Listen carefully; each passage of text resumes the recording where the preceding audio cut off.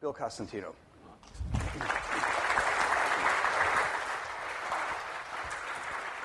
Sure. Thanks. All right, good morning, folks.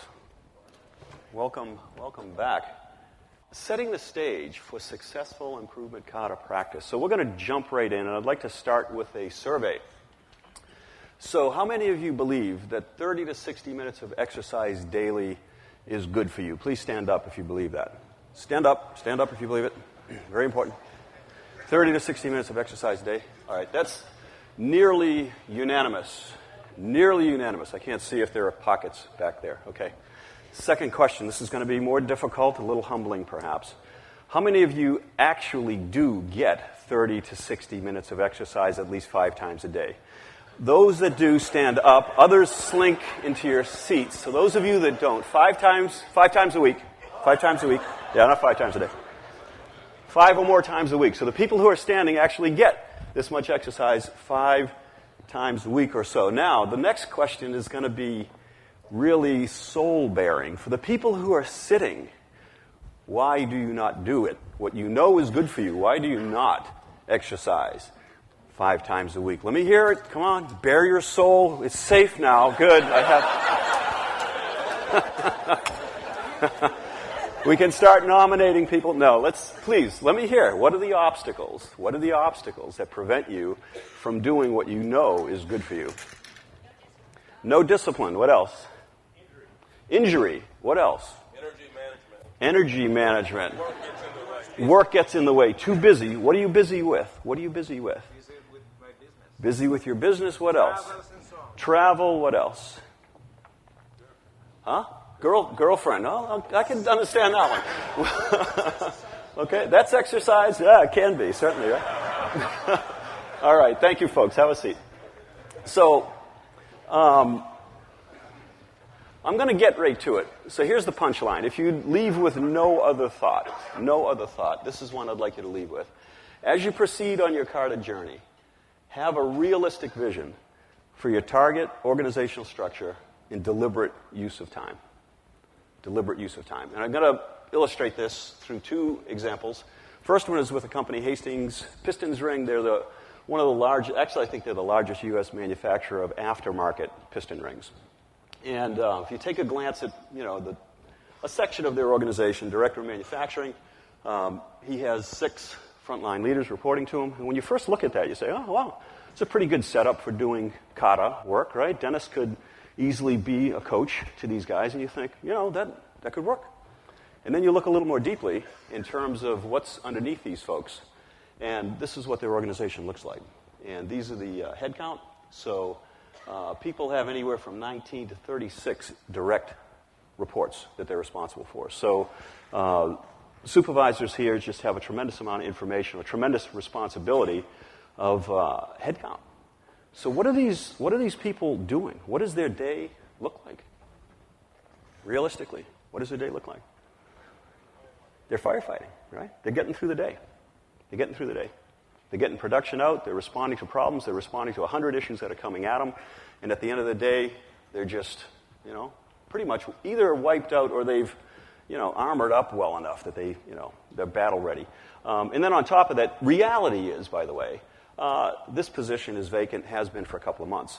So on top of that kind of a responsibility load, Dennis and his team are stretching in order to cover that vacancy, right? Does this at all look familiar, right? Real world? Okay. So the odds of this happening, I'm going to say, are virtually nil. If you just throw the improvement kata on top of this organizational structure as something more to do, you're doomed, in my opinion. That may be an obstacle, but my opinion. Let's take a second look. Hospice Care of Southwest Michigan. So it's a totally different kind of a business. Again, looking at the upper management level, this is what it looks like. Kelly's the chief operating officer. There are 3 directors there, one for client care, counseling services, and admissions. And then there's a manager to help with the home care part of it. So again, when you first look at that, wow, it looks like a setup where this coach-learner relationship could actually work. You look one level deeper, and this is what the organization looks like. And what's challenging about it is that Kristen here, who's Director of Client Care, these are all RNs. So the scope of work that they're doing is way more diverse way more expanded than what it would be in a manufacturing environment where an operator has a specific job. So what's happening is Kristen is spending 80% of her day fielding calls. That's how she's spending her time, getting through the day. And likewise with Amy, these are also hospice aides who have, again, a diverse base of experience. So, my opinion, throwing or trying to put the Kata on top of this is not good. Again, these are the head counts for each of those folks. Odds are it's not going to work, my opinion. So, I think Mike has really put his fingers on what it takes to succeed in learning something new, anything new. Piano, a sport, a practice. First, you have to have a kata. You have to have something to practice, right? A routine. You practice it through repetition. You get coaching and corrective feedback, and you begin to get some mastery. You get some sense of competence. And that's the magic formula, and it actually works. What I would like to focus on is the practice, because this implies that you actually have the time to practice. And I think that is a crucial issue at a lot of organizations. There is simply no time. There is simply no time. Likewise, this is a great diagram in terms of the shift of what begins to happen as we begin to implement the improvement kata, is that a manager's work life begins to shift. And, implied within here is that a lot of the improvement activities, right, continuous improvement activities, begin to shift elsewhere in the organization. And when that happens, the good news is that managers have more time freed up to work on the value-added stuff that they need to be working on, okay? Wisely, Mike also realized, there's a bump in the road, okay? There's these unforeseen deployment obstacles and problems that prevent us from getting there. And this is a hump where, quite honestly, a lot of companies fall back. A lot of companies start off and just can't do it. For some reason, we can't do it. And I'm going to propose that reason is time, which is the great equalizer. That is what stops us, okay, in the use and the management of time. So I did some extensive internet research. I went to Google, typed in how we use our time. In 0.86 seconds, I got 3.2 million responses. I looked at the top 3, and I picked this one. So here's the result of my extensive research.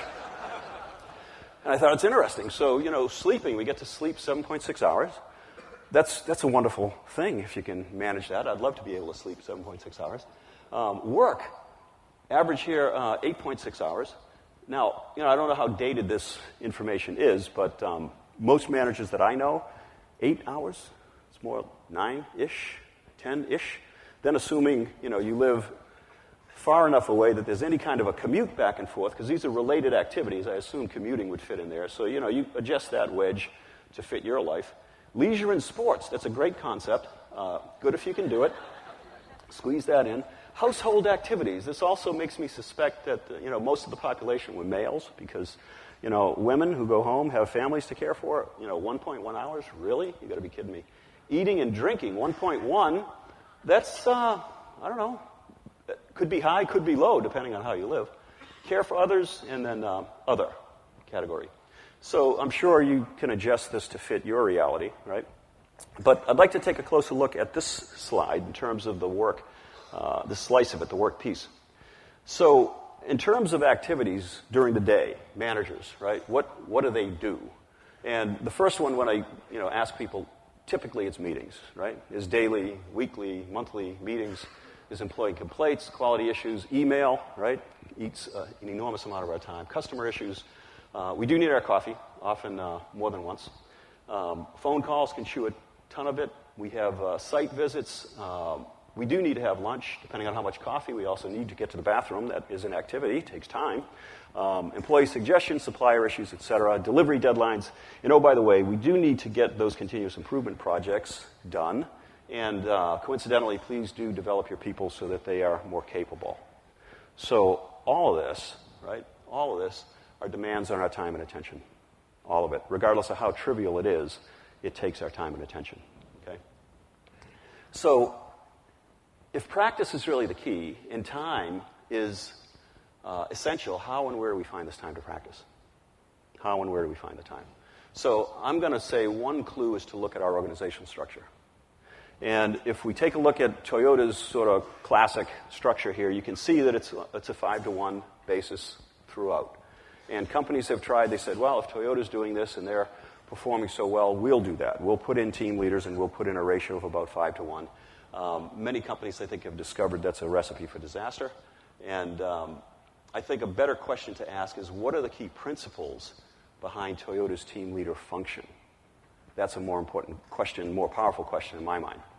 So if you take a look at Toyota's business, they have long assembly lines. They build vehicles. Those assembly lines have anywhere from 75 to 115, 120 people, and they need to run. When the bell rings, if one person is missing, then that line has a problem. So the very first function that the team leaders are filling is 100% staffing of all operations with instant absentee replacement. If anyone fails to show up for whatever reason, a team leader immediately steps in. So within that 5-to-1 ratio, 50% of the time, team leaders are designed that they'll be on the line. Okay? The next thing is immediate line support for 100% daily schedule attainment. So one of the things that Toyota is known for is that if they plan to make 452 vehicles by the end of the shift, odds are very good they're going to have 452 vehicles. It is absolutely a mantra and a mission that they fulfill shift by shift by shift. The team leaders are there to ensure that that happens. One of the ways that they do that is they provide process support literally at a 10-second window, right? When that and-on cord gets pulled, team leaders are there immediately to respond to it so that that assembly line does not stop. Okay? It's a need of their business. They are also there doing hourly, daily, weekly checks to ensure that the process is capable. It can run at the rate and as designed and to specification. Another critical function that those team leaders fulfill. Additionally, they're trained in terms of doing machine maintenance, routine machine maintenance and adjustments, not to rely on maintenance in order to keep equipment running. They have the capability to do that. Team member training and cross-training is critical. That's another giant part of their philosophy, is that everyone is going to know how to do all of the jobs. And then finally, QC circles, where Toyota's Kata is an A3 problem-solving process. Okay? And they have the time to conduct experiments. They have the time to meet with their teams, and they have the time to receive mentoring from their group leader. Okay? So these are the principles that Toyota is designing by. And it's those principles that lead to that structure. It's not the other way around. That structure is an outcome of what's necessary for them to run their business successfully. Okay? So it's not a cut and paste. It's really how do we apply the principles is the key. So when we start looking at the five-question coaching dialogue, it's fabulous, right? We have some kind of potential leader, a member from the work group, a learner. We have a coach who's probably in a supervisor or manager role. This engagement takes time. It's very time efficient, may only be 10 or 12, 15 minutes, but it takes time. Likewise, there's a second coach observing, and then additionally, there's some second coach feedback. This dialogue takes time. It may only be 5 minutes, but it takes time. Once a week, twice a week, how often does it happen? So when you begin to look at organizations like this, and this is the structure, my opinion, there's no bandwidth. And the reason there's no bandwidth is because there's no time. There is no time. And I say there's a fundamental problem with this organizational structure in terms of its ability to effectively support the Kata practice. There are other variations, okay? I realize those are sort of two extremes. A lot of companies do daily huddles. So we have an example of a supervisor here, having a daily huddle with his team. But what's going on is one-way information, what I call damage control in the weather report.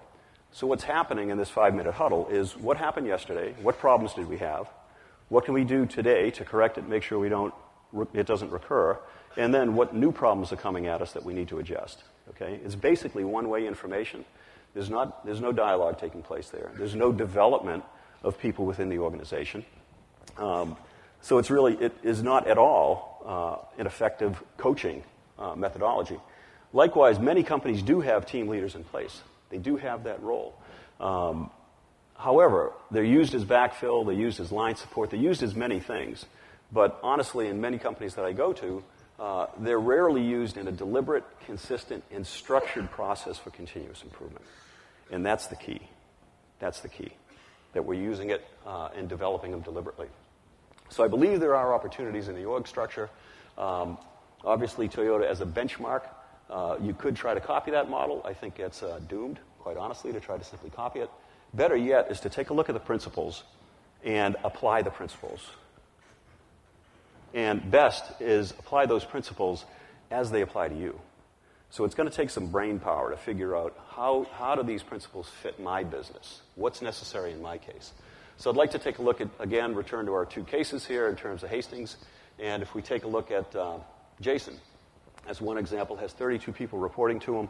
The current model that we're striving for, and you can see that this is a target condition, but it is basically to put a traditional team leader role in place. You'll notice the total head count here is still 32. So the way that that's going to happen is through continuous improvement. We're going to free up these heads to fill that role and basically create that function. And you'll notice that there's no 5-to-1 ratio there. Okay? In fact, it's anywhere from 5 to 9, and the flexibility range is from 3 to 12. So it very much depends on what the needs of the process are. And in this case, team leaders are not backfilling for absenteeism. That's being managed it's being managed in a different way. And again, this is a target condition. I'm sure we're going to learn as we move forward with this. If we look at hospice care, and we focus in on Kristen's organization, which is really the most complex and the largest headcount, we're in a process of going through several concepts with it. So the first was basically, okay, we'll put a team leader in and we'll have a tidy little arrangement. And it didn't take long for this to be recognized as a impossible proposition. So because it was going to require headcount increase, that's just not going to happen. Okay, so this one was abandoned, but it led to a thought process. Okay, this was the second concept where we would have a team leader role, but would also have this black one in here, which is a senior RM. So this would be a resource that's basically embedded in the team, could field a lot of those questions, respond to it, and there were issues with this one as well, just from a logistics standpoint and reporting standpoint. But again, it's a step in terms of a development in the thought process, and ultimately led to a third concept, which is the current leading candidate for discussion, which is two RNs who are actually in a team leader role who could filter. We're evaluating exactly how much, but we think could filter probably 60 to 70% of the call traffic that goes to Kristen. And what happens with this team leader is there's immediate response. Kristen, by being, one resource bombarded with all this input, if we give her a call, it may take 10 minutes. It may take like an hour and a half, 2 hours before we get a response to that call. Having a team leader who's more local can certainly respond to it much more quickly. And also the organization of these teams is along geographic lines, which makes a lot more sense for this particular business and the way that they operate. Okay? So I want you to consider, how many people have children? Children? There we go. Lots of kids, okay? So many of them play sports. And if you think about getting your kids introduced to a sport, right? Let's take baseball, for example. What does it take before you can even get them to play? What do you have to provide them? What do you got to give them before they can even begin to play? Huh? You got to give them what? You got to give them a baseball. You got to give them a bat. You got to give them a glove, right? They have to have bases that they can run around, right? You have to give them the very, very basics. I mean, even for me growing up as a kid, stickball, I had to have a pinky and a broomstick, right? Bare minimum. Then on top of that, I had chalk and we'd draw out the bases. You had to have a playground, right? So if you expect successful practice, you have to provide the kids with the resources to practice successfully. You got to give them the basic resources, okay? And in the business world, we have people, they're in the roles, but if we really expect our people to succeed with this, we have to provide the basic resources. And in this case, the basic resources are a method. In my opinion, we've got a phenomenal method. The Improvement Kata, Coaching Kata are extraordinary as a method, but the org structure really needs to be examined. We need to have the right people in the right roles. And we need to provide the time for the deliberate practice. We need to make sure that that time is going to be available. It's not just an add-on that we're throwing on top of a huge, already impossible list of responsibilities. We have to design for the structure to support the practice. Okay? So as your journey continues, I invite you to consider who are your intended learners, coaches, and second coaches. What adjustments are needed in your organizational structure to support this? In many companies that I've seen, they do have team leaders, but there's no organization to interact with them in a structured way. Okay, so having the role is one thing. Having a plan for the interaction is another. And the third piece is how will you provide the time for the deliberate practice? It's absolutely critical. And I think if we do this, our odds of succeeding with the Kata practice really coming to life in our organizations increases dramatically. All right? So there it is. Thank you. Great, thanks.